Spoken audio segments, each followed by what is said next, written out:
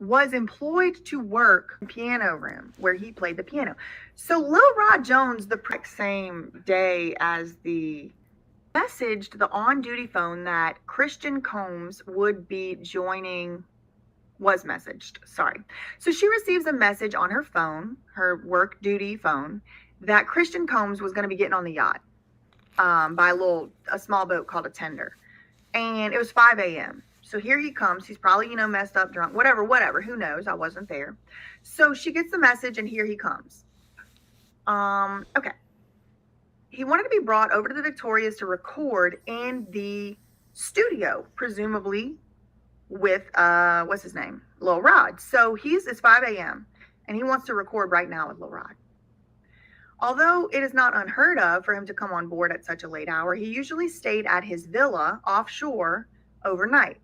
Particularly when I think maybe that meant ashore.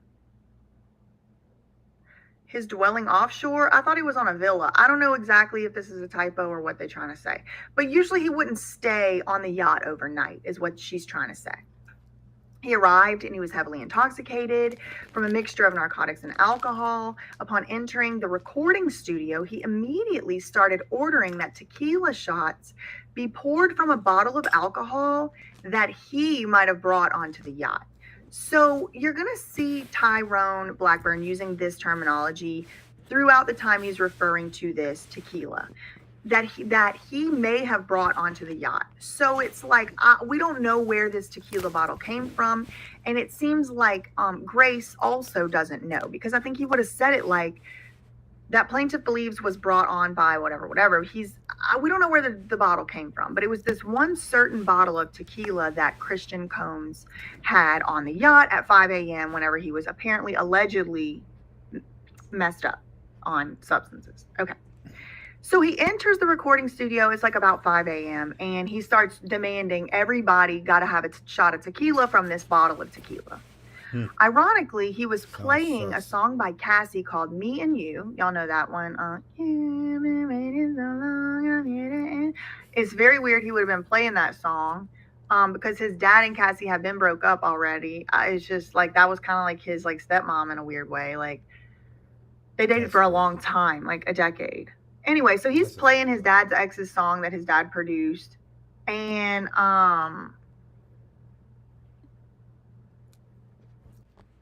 then he asked the second stewardess, the server, to bring the shots to the recording studio / sun deck. So they were like, I don't know what sun deck means really.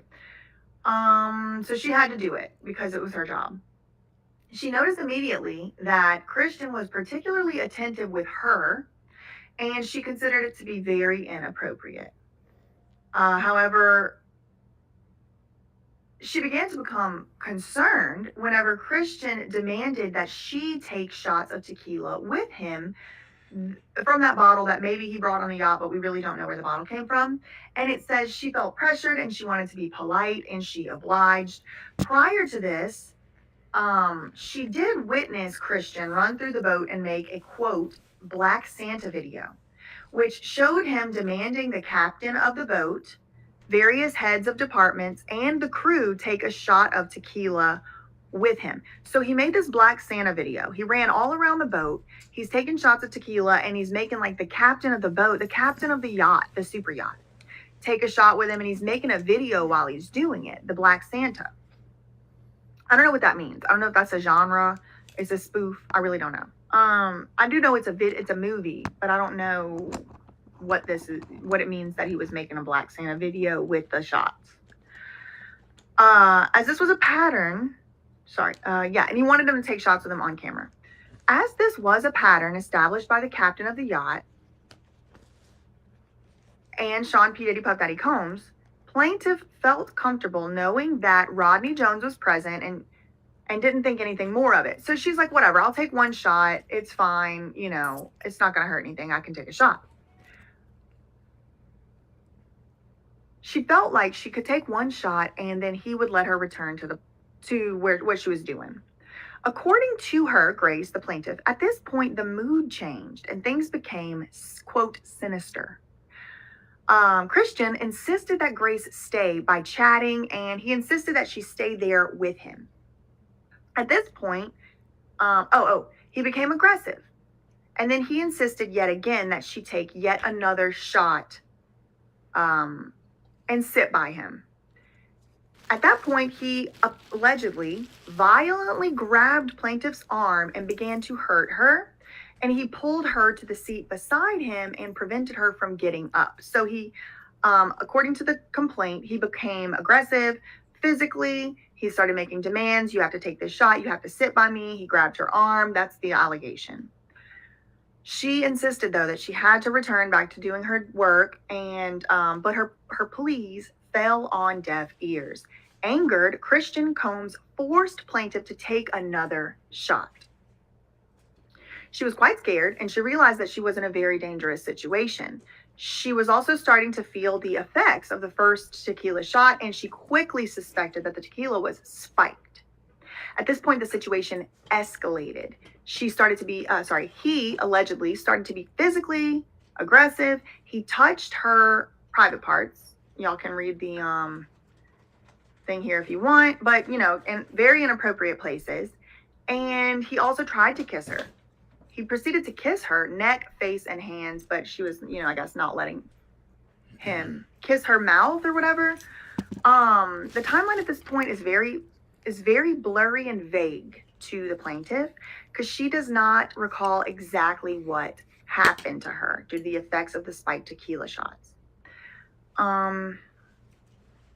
But due to Diddy's insistence that Rod Jones record everything, Rodney Jones has an audio recording of Christian drugging and assaulting plaintiff. Okay. Blink and you miss it. Because Diddy insisted that Rodney Jones, Lil Rod Jones, record everything, audio and video. Remember, he said in his lawsuit he was basically like a videographer. Because of Diddy making Lil Rod do all that, the recordings, he took recordings of this. And he has a recording.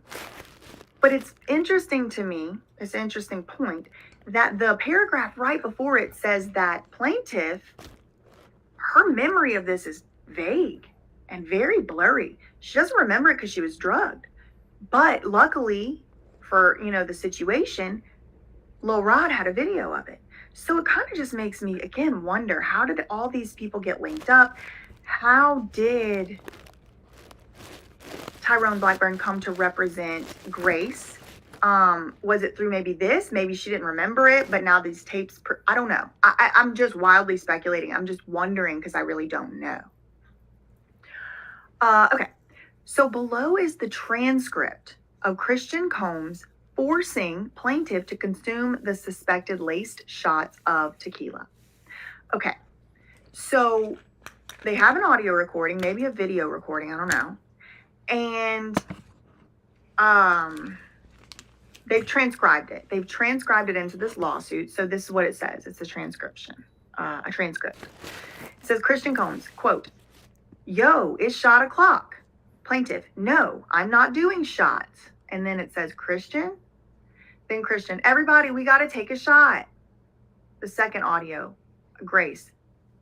I'll just put the ledge. Maybe she's saying I'll just put it on the ledge. And he's going, no, take the whole thing. And she said to him, "No, you take it too then. If I'm taking a shot, you need to take the shot." And he said, "Take the whole shot." And she said, "I'm only doing it if you do it too. You take a shot too." He goes, "I'm not going to lie. I'm not taking nothing. Please take the shot." And then she asks, "Are you drugging me?" He says, "Take the shot. Hey, yo, play another beat one time, because now," so this he must have gone and turned to Lil Rod and said, "Play another beat." So they're in the middle of making music. They're in the middle of making a song, and he's trying to get the server to take shot after shot with him. And she kind of felt like she needed to be polite, and she took one, and she even took a little bit of the second one. And he's like, take the shot. And she's like, "I'm only taking it if you do." And then he's like, I'm not gonna lie, I'm not taking that shot, but you have to take What the it whole do, shot. Danny And she's D's? like, are you digging me? And then he goes, starts talking to the producer. I haven't heard this tape. It all has to be substantiated, authenticated, and all that. This is just allegations so far. So I don't know what was actually said right after. But according to this transcript, it sounds like he just changed the subject, right? Like, take the shot. Hey, play another beat, right? To the question, are you, DRUGG me? Okay, so that was the shot thing. So they're saying that that was like a forced substance, situation. And then below, they're going to give us transcript from the audio of the S assault. Cassie, Me and You featuring P. Diddy and Young Jock song playing in the background. It's almost like too perfect because when we finally get this audio, if we ever hear it, that's going to be playing in it. It's almost like just, you couldn't even write this into a script. You know what I mean? Anyway, okay, so that song's playing. And I don't know how we got to this scene. I don't know what's going on. There's really no context. Tyrone didn't give us any. So it just starts off with the plaintiff, the girl suing the server. She said, this is not What an are you doing, offer. legend? Or this is not an offer. Huh, And then baby? Christian said, you said what? And she says, I cannot. I'm swapping out. I cannot do it. I'm sorry, darling. Come And on. Christian's like, no, we need you. And she's like, I'm going to stop. Stop. I have to go. I have to go. Honestly, I'm like already losing sleep. I have to go now. Sure. And Christian, Sean P. Diddy Puff Daddy Combs' spawn, says, but you were the best one on this ship, though. And she's like, what do you mean? And he's like, who's going to replace you? And she's like, who's going to replace me? And he goes, F that. This is going to be trash, though. You feel me? She's like, excuse me, don't touch my legs like that. I'll move my legs where I want to. And then she said, if I want to do this, then I will. So she must have been doing something he was telling her to stop doing or something. And she says, again, you don't touch my legs like that. And then he goes, listen, you and everybody in the crew, it's great. And she's like, I can't. I have to go down. I have to go down. And he says, no, yo, tell me, listen. And she's like, what? And he's like, say you're just vibing with me the whole time. So he's like, oh, you don't have to go down there. Just say you were vibing with me. She's like, I'm tired. She goes, I can't. I promise you. I wish I could, but I can't. And I can totally understand why she's saying, I really wish I could, because this man is clearly, in my opinion, based on these allegations, not in his full faculties. So you just kind of have to de-escalate it and just get out of the situation. She's like, I wish I could, but I can't. I would have to say that you guys requested me. And he's like, who can I talk to right now? Who can I talk to? I'm going to say I requested you right now. And she's like, well, you can take your hand off my behind for sure. Oh, sorry, for the first thing. Okay, so that's the end of the transcript. And then the lawsuit, the complaint goes on. According to the plaintiff, she said she would have to have been requested because she knew anyone of authority who would approve of that request was asleep. And Christian would not have been able to contact them anyway. So then that was basically a ruse so she could leave. After being assaulted in the recording studio, she attempted to resume her duties that night. So she left out of there and went to go finish up her shift, went to go finish up her actual work she was supposed to be doing, and, tried to do that. She made her way to the pantry where she met another steward who was assigned to take over the shift. So the other person was getting ready to do the next shift. But shortly after returning to the pantry, Christian Combs called for the plaintiff again. Like, she's trying to finish up. She's trying to go to sleep. She's now been, taking shots. She's trying to stay away. But he made a call for her. He went looking for her and demanded that she find him a place to sleep on the yacht. At such a late hour of the night, there were no spare cabins for Christian to stay in. But despite this, he refused to go back to shore, and the most acceptable place for him to sleep that night was in the cinema. This is weird to me because there's apparently 12, were there like places for 12 people to sleep? So there's a lot of people already on this boat in a cabin, or maybe it was a capacity thing. I really don't know. But basically they're like, okay, we'll sleep in the movie theater. People do that all the time.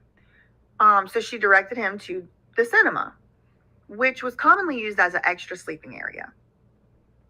She retreated into a corner. Okay. The cinema, this room, only has one door to exit and enter.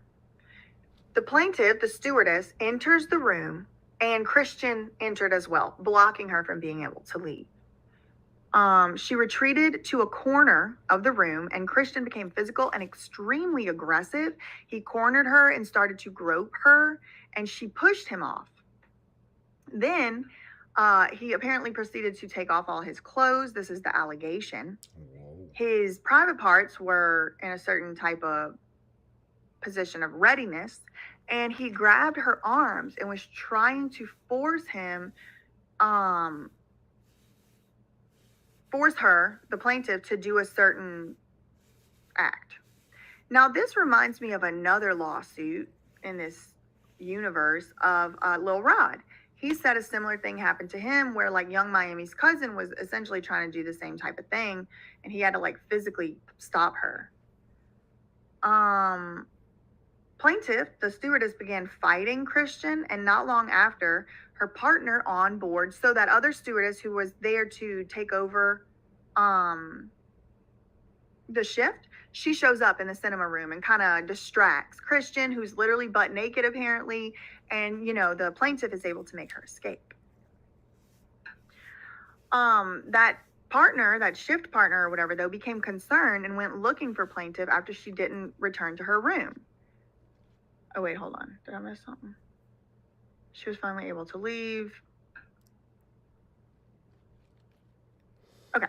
The morning after that whole incident, plaintiff complained to her boss, the captain of the yacht. His name is Peter Milkov. But what happened was he ended up basically cussing her out. The captain was like, quote, lacked compassion or concern, failed to investigate, and insisted that actually the plaintiff, Grace, was probably voluntarily partying with the guests, and she probably asked for it or something. And it says here she was not. The captain also added insult to injury by assigning Grace to work in the front of house, which required personally serving Christian Combs while they were on the yacht.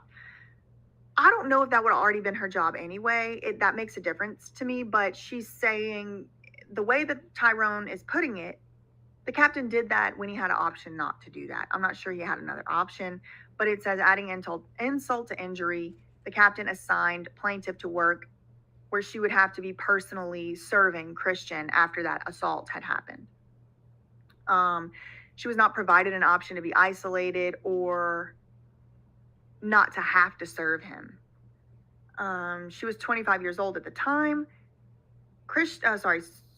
Based on information and belief, Diddy's employees, including his drug mule, Brendan Paul, his chief of staff, Christina Karam, and his second in line, Frankie Santella, learned of what occurred and informed defendant, Sean Combs.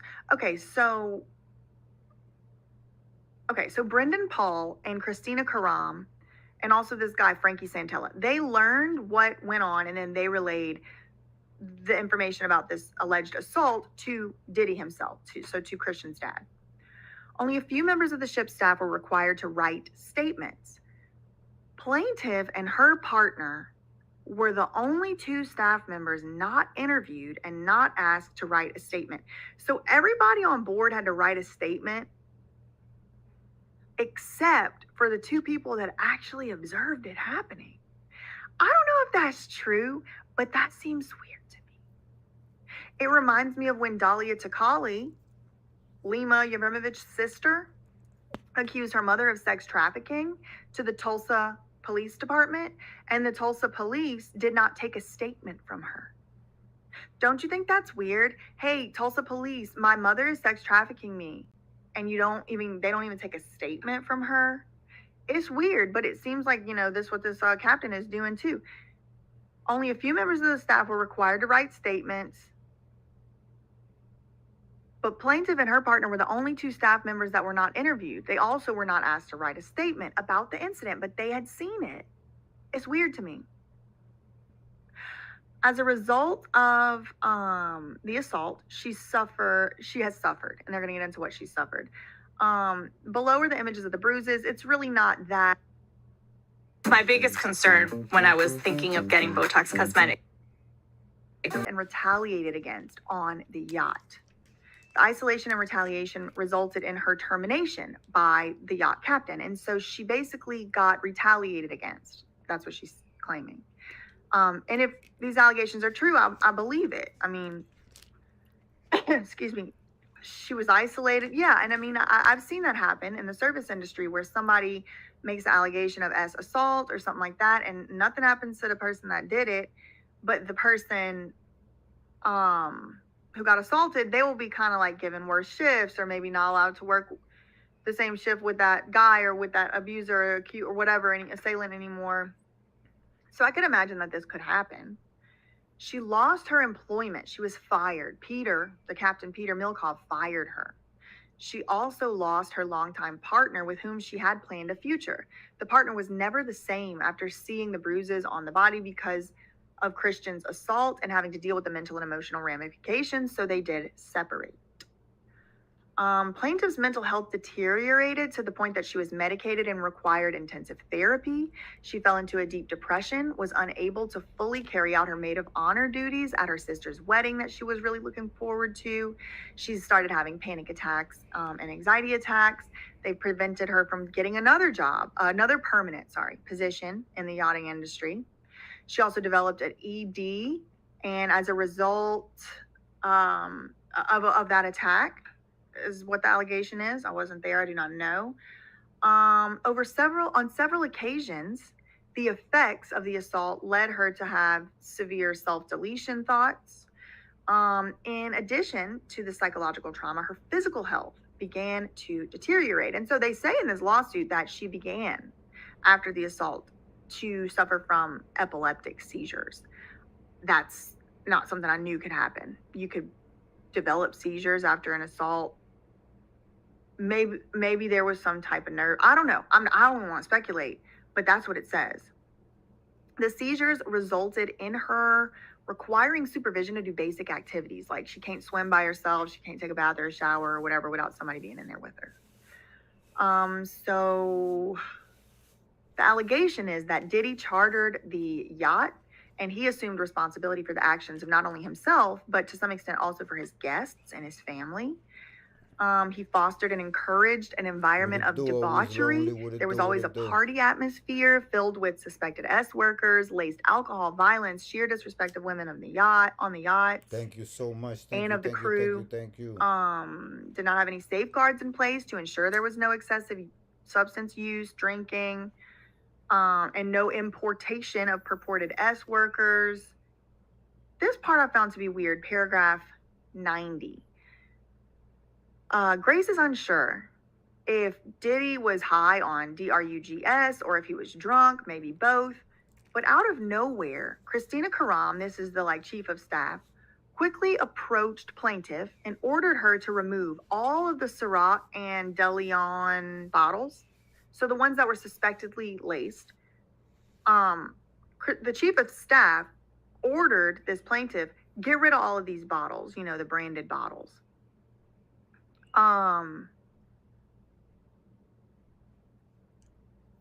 It was important for Sean P. Diddy Puff Daddy Combs to be surrounded by these bottles, but on this occasion, he was visibly intoxicated. Grace, the plaintiff, is not sure if, it was alcohol or both or whatever, but out of nowhere, Christina quickly approached plaintiff, and ordered her to remove all of the Ciroc and De Leon, whatever bottles. She was informed that two people were boarding the yacht, and at that point, Diddy exited the room. The two people came into the room. Diddy left out. The two people came in, and then Diddy came back, apparently sober, holding his newborn daughter.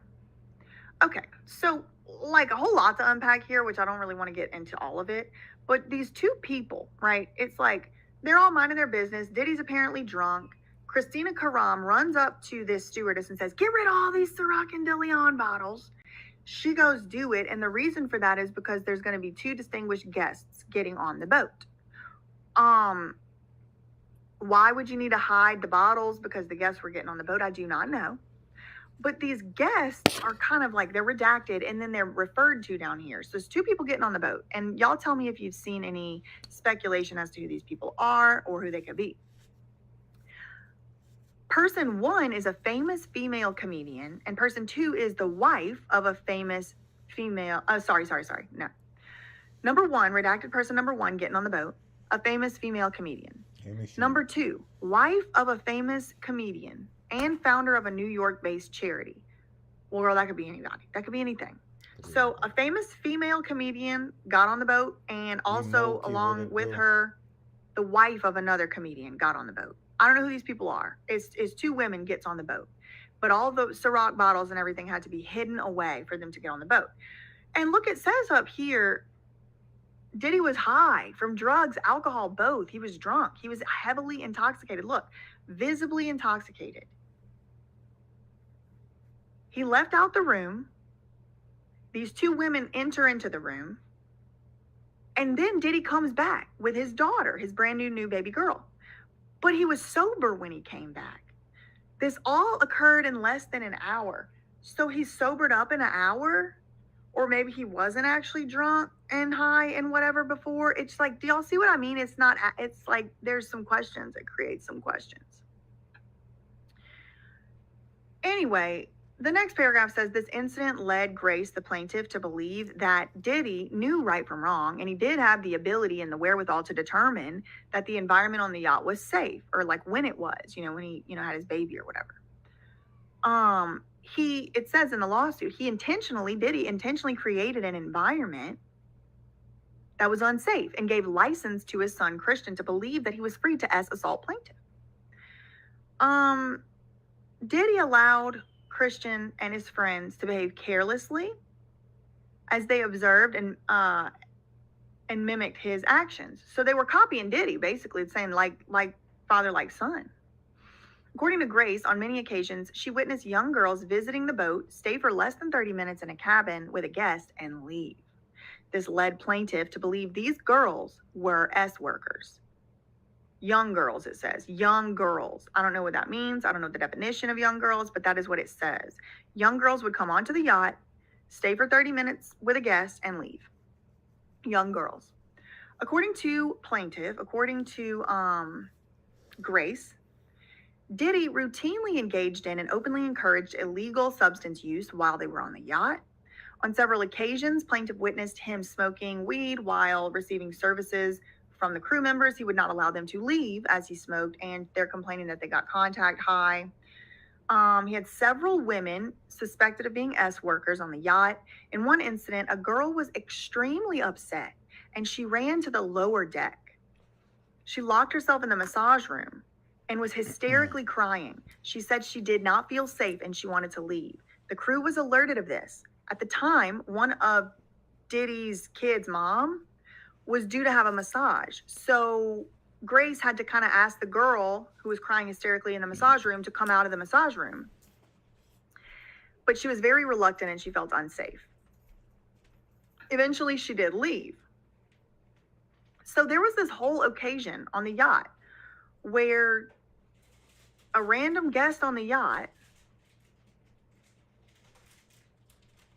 was extremely upset.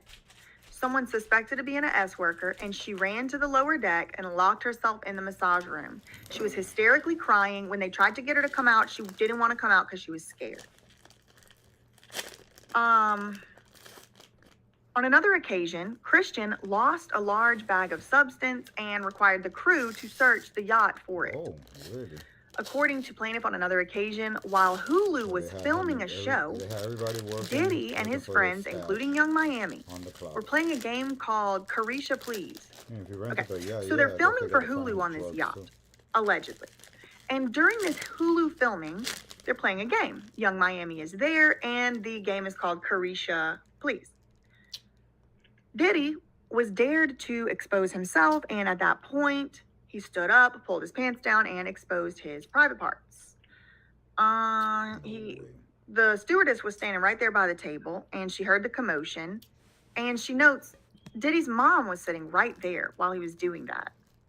So he's doing this debauchery right in front of his mom. Grace said then she left. She went to the pantry and she refused to stand by outside of the pantry